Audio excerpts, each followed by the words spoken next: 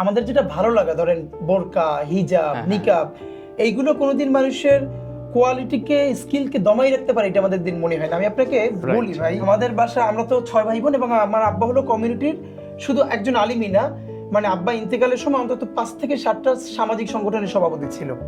মানে একে তো হলো তিনি আলেম, এর বাহিরেও আছে না কিছু মানুষ যে নিজের ঘরানার বাইরে প্রত্যেকটা মানুষের কাছে, আপনি আমার উপজেলায় গিয়ে জিজ্ঞেস করবেন, আব্বার ইন্তেকালের পর এখন পর্যন্ত সকল মানুষ বলে যে তার মতো আর প্রতিবাদী মানুষ এই কমিউনিটিতে তৈরি হয় না। এবং আমার জন্য অত্যন্ত সম্মানের, আমার আজকের এই মুভটা দেখে আমার জেলার, উপজেলার অথবা আমার আব্বার যত পরিচিত মানুষ তারা বলে ও হুজুরের মতো হয়েছে। বাবার লিগেসিটা যে আব্বা প্রচন্ড সাহসী ছিলেন, অন্যায়ের বিরুদ্ধে প্রতিবাদে উনি মানে কাউকেই তোয়াক্কা করতেন না, জীবনের প্রচুর ঝুঁকি নিয়ে এরকম দেখা গেছে প্রতিবাদ করেছেন এবং শেষ দিন পর্যন্ত।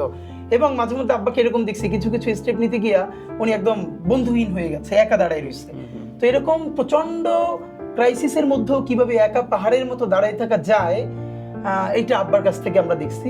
তো এই যে ইনসাফের ধারণা, প্রতিবাদ, সাহস, স্লোগান, এটা আমরা বলতাম যে আমি যে মাদ্রাসায় পড়ছি প্রতি শেষের দিন সপ্তাহের একটা সাংস্কৃতিক অনুষ্ঠান হতো প্রতি ক্লাসে।